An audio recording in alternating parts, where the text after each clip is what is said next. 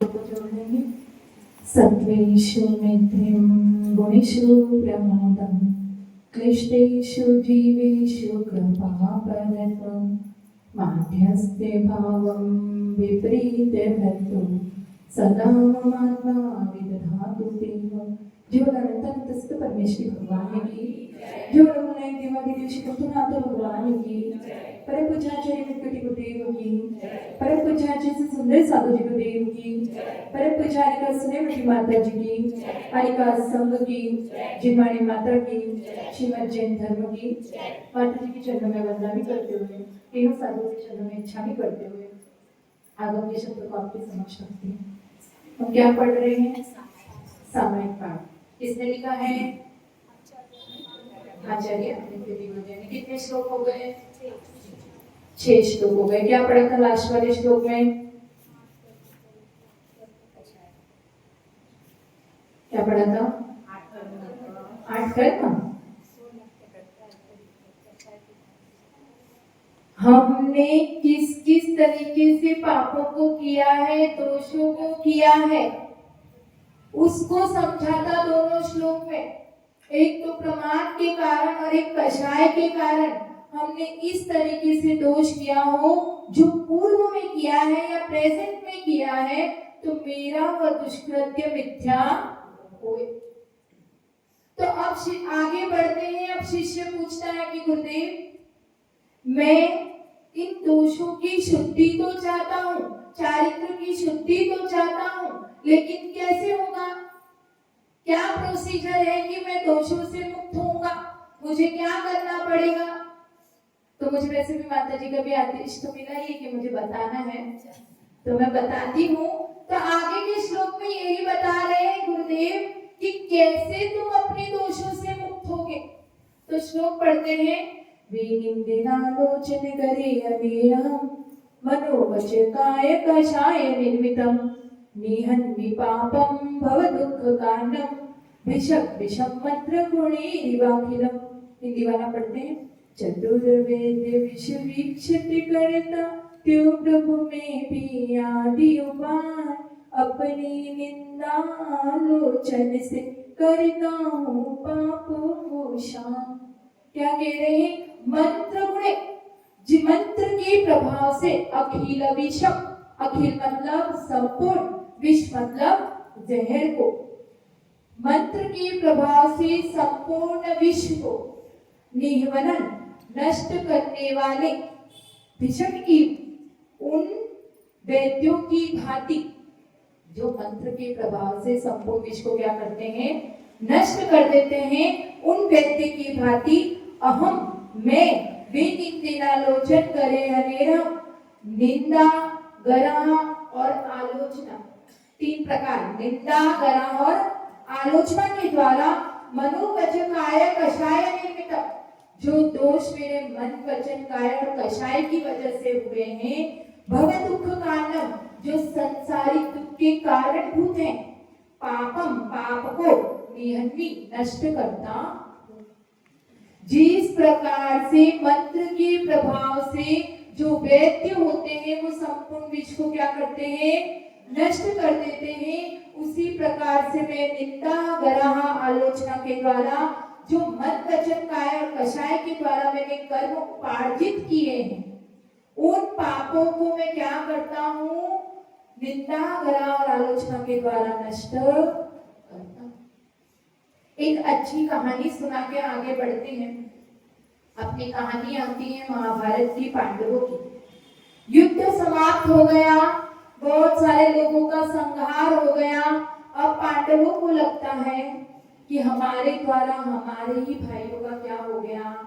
वध हो गया। इतने नरसंहार मैंने कर लिए तो मुझे बहुत दोष लगा।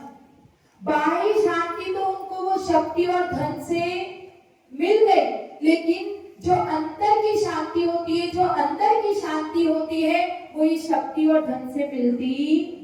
उसी प्रकार से उन्हें भी वो शांति नहीं मिल रही थी। वो राजा बन गए, राज्य उनको मिल गया, सारी सुख सुविधाएं मिल गई, लेकिन फिर भी उनको शांति का अनुभव नहीं हो रहा।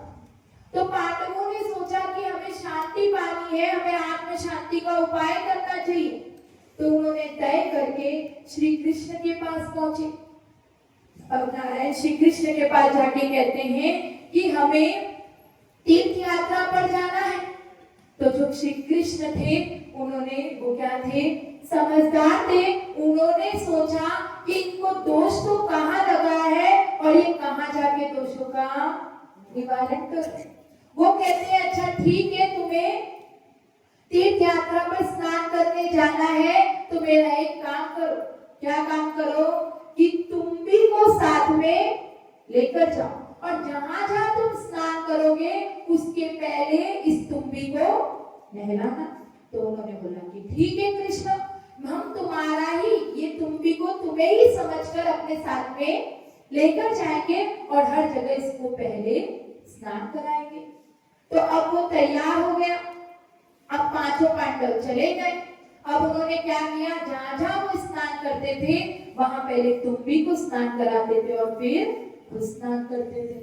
अब पूरी तीर्थ यात्रा करके वापस लौट आए।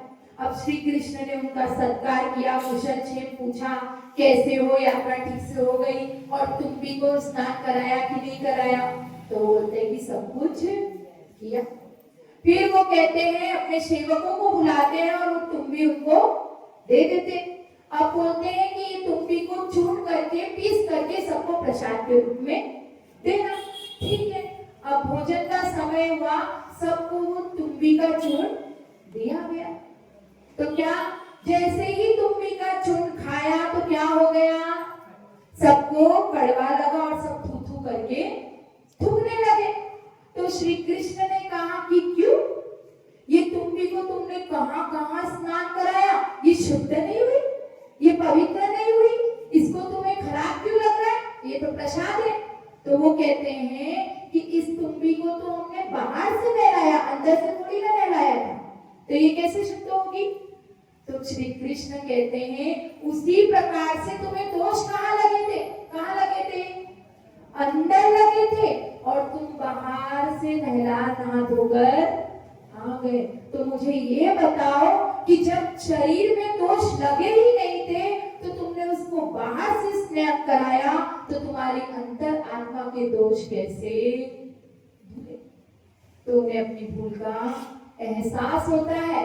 तो वो पूछते हैं कि श्री कृष्ण हमें बताओ कि हमारे दोषों की निवृत्ति कैसे होगी, हम कैसे इस दोषों से मुक्त होंगे।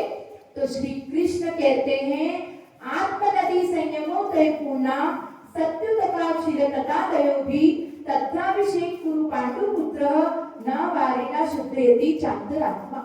क्या मतलब कि हे पांडु पुत्रो, आत्म जो है वो आत्म नदी है, आत्म रूप नदी में संयम रूपी जल से उसको क्या करो, भरो, परिपूर्ण करो और उसमें क्या है, सत्य रूपी प्रवाह है।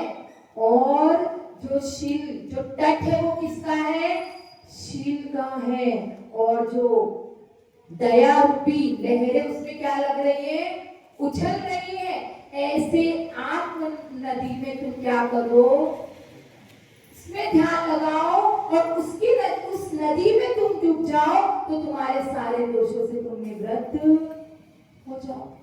तो यहाँ पर यही समझा रहे हैं हमें आचार्य अमित गुरुदेव कि आत्म शुद्धि करो तो तुम्हारा सारा काम हो जाएगा। बाहर की शुद्धि जरूरी है, लेकिन बाहर ये जो तीर्थ स्थानों में बाहर नहा धोकर आते हैं उससे पापों का नाश होने वाला नहीं है। तुम्हें अंदर से फील होना चाहिए कि तुमने दोषों को किया। तुम्हें अपनी स्वयं की निंदा करनी है, स्वयं को खोजना है, क्योंकि आज तक हमने बाहर बहुत निंदा कर ली, बहुत लोगों की बुराइयां कर ली, लेकिन उससे कुछ भी मिला हमें नहीं है, सिर्फ हमने खोया ही खोया है। लेकिन हमारी आदत है, हमें बाहर की निंदा करने में बहुत मजा आता है। जैसे ही कोई व्यक्ति हमें मिलेगा, वो हमें अगर धर्म की बात करने लगेगा तो हम क्या करेंगे, उससे दूर भागने लगते हैं। कहाँ इसने धर्म की चर्चा छेड़ दी, हमें तो इतना ज्ञान भी नहीं है, इतना समय कहाँ है कि धर्म की चर्चा सुने। लेकिन जैसे ही कोई दूसरा व्यक्ति होगा और वो किसी फला फला की बात करने लगेगा कि पता है तुम्हें उसके घर में क्या हुआ था, इसके घर में क्या हुआ, तो तुरंत हमारे पास समय आ जाता है और हम सड़क के उसके पास, हम बैठे दूर होते हैं लेकिन थोड़ी सी कान में आवाज आई तो तुरंत उस व्यक्ति के पास आके बैठ जाते हैं और पूछने लगते हैं कि बताओ क्या हुआ और क्या हुआ और क्या हुआ। ऐसे करते करते पूरी बात बदलवाने में लगे रहते हैं, तब हमें समय का कुछ भी मतलब। और जैसे ही धर्म की चर्चा की बात आती है तो हम उस पे कि हमारे पास समय नहीं है, मुझे घर पे ये काम है वो काम है, ये हमारी प्रवृत्ति है। तो आचार्य देव कह रहे हैं कि अपनी निंदा करो स्वयं। क्या पहला नंबर क्या दिया है? निंदा। स्वयं की निंदा करो, पर हम दूसरों की निंदा करने में हमारा समय बर्बाद कर रहे हैं। आचार्य देव ने हमें 3 उपाय बताए हैं। क्या बताए हैं? कि स्वयं की निंदा करो, ग्रह करो और आलोचना करो। लेकिन हम दूसरों की आलोचना में ऐसे लगे हुए हैं, हमें दूसरों का थोड़ा सा, क्यों हम इसे दूसरों की निंदा करने में मजा आता है? बताओ क्यों आता है? क्योंकि जैसे ही हम दूसरों की निंदा सुनते हैं तो हमें लगता है कि हमारे दोष इतने बड़े नहीं है। उस समय हमें हमारी गलती छोटी लगती है और सामने वाले की गलती बड़ी लगती जाती है, तो हमें शांति मिलती है कि हम ही गलत नहीं है, सामने वाला भी इतना गलत है, हम ही इतने बड़े पापी नहीं है, हमसे भी बड़ा पापी इस संसार में है। तो हमें और आनंद आने लगता है और सामने वाले की बातें और बड़ा चढ़ा के बोलने में मजा आता है। सामने वाले की आंख में छोटी सी राय भी हमें पहाड़ जैसी लगती है, और खुद की राय, खुद का पहाड़ कैसा लगता है? राई जैसा। सामने वाले की राय जितनी बात होगी लेकिन उसको हम पहाड़ जितना बड़ा बड़ा बनाकर बताएंगे, क्योंकि हमें शांति चाहिए। ये इंसान की प्रवृत्ति है, अपने नकली सिक्कों को असली सिक्के के सामने क्या करना चाहता है? चलाना चाहता है। क्या करता है? अपने नकली सिक्कों को, अपनी जो नकली खोटी शान है उसको दूसरों के सामने बहुत अच्छा प्रस्तुत करना चाहता है। जैसे आपने सुना है कि किसी के पास 10, कभी किया भी होगा, 10-10 रुपए का आपके पास 2 नोट नकली का है, एक नकली और एक असली का है, तो आप क्या करोगे? पहले नकली को चलाओगे कि असली को? पहले नकली को ही चलाएंगे। पहले नकली को निकालेंगे फिर असली को चलाएंगे। हम ऐसा ही करते हैं, असली के सामने हमेशा नकली को आगे बढ़ाते रहते। एक अच्छी सी इसमें भी कहानी है। पप्पू था, उसने अपने पिताजी से आके कहा कि पिताजी मैंने आज 3 लोगों का उपकार किया। तो पिताजी ने कहा क्या तूने उपकार किया, कैसे? तो वो कहता है कि पिताजी मेरे पास में 10 रुपए का नोट था, तो मैंने क्या किया, मिठाई वाले के पास गया, वो बेचारा परेशान था, सुबह से उसकी बोनी नहीं हुई थी, तो मैंने उसको जाके वो 10 रुपए का नोट दिया और 5 रुपए की मिठाई खरीद ली। और फिर बाद में वहां से बाहर निकला तो क्या हुआ, भिखारी बैठा था, तो मैंने उसको वो मिठाई दे दी तो वो खुश हो गया। तो मैंने इस तरीके से वो दुकानदार वाले का उपकार किया और दूसरा उपकार मैंने भिखारी का किया। तो पिताजी कहते हैं कि तो फिर तीसरा उपकार किसका किया? तो वो कहता है कि आपका। मेरा कैसे? क्योंकि आपका वो 10 रुपए का नोट नकली था, उसे तो मैं चलाकर आया। तो इस तरीके से हमें बड़ा आनंद आता है नकली नोट चलाकर अपना असली नोट के आगे नकली नोट को रखना। मतलब हमारी बुराई के सामने सामने वाले की जो अच्छाई होती है उसको भी नेगलेक्ट करना और उसको भी बड़ा चढ़ाकर उसकी बुराई करना, जिससे हमारी कमी छिप जाए। तो यहाँ पर आचार्य देव यही कह रहे हैं कि हमें निंदा करनी है, लेकिन निंदा का अर्थ होता है आत्म साक्षी दोष प्रकटनम निंदा। अपनी आत्मा की साक्षी पूर्वक अपने स्वयं के सामने अपने स्वयं की निंदा करना, किसी दूसरों की निंदा नहीं कर। क्योंकि जब तक अपन स्वयं के सामने स्वयं की निंदा नहीं करेंगे, क्योंकि कोई कहता है कि स्वयं के सामने स्वयं की निंदा करने की क्या जरूरत है, क्या जरूरत है खुद को फील कराने की?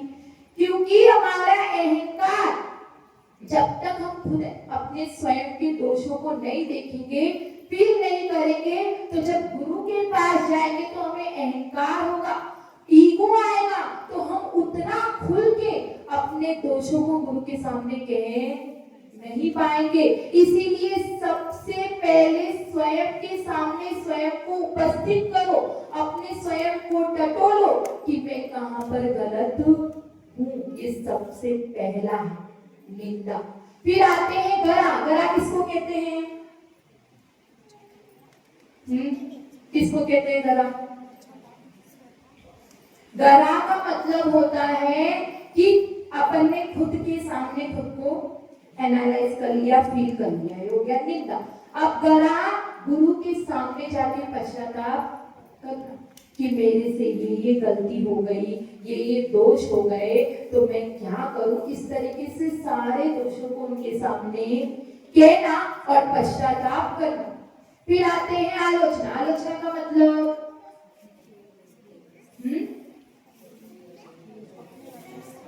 आलोचना का मतलब भी यही लगभग होता है कि गुरु के सामने दोषों को प्रकट करना है, लेकिन समूह में। क्या?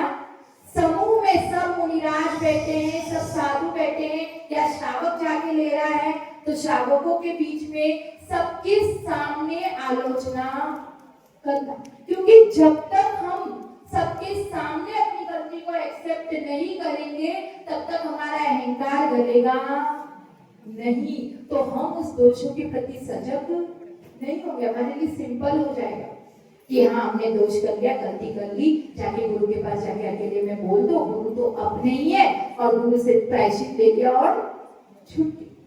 ऐसा नहीं करना है। हमें निंदा, गरा और आलोचना, जब समूह में सब बैठे हुए हैं और भी लोग हमारी गलती को सुन रहे हैं, तब हमारा अहंकार गलता है, हमारे को फील होता है कि हाँ, मैंने सच में अपने दोषों के प्रति सजग हूँ और मैंने उसका प्रायश्चित लिया है। और आलोचना भी प्रतिक्रमण पूर्वक की जाती है। पहले गरा कर लिया, फिर अपन प्रतिक्रमण करते हैं, तब जाके आलोचना करते हैं और उसके बाद में प्रायश्चित लेते हैं। तो किस तरीके से हुआ?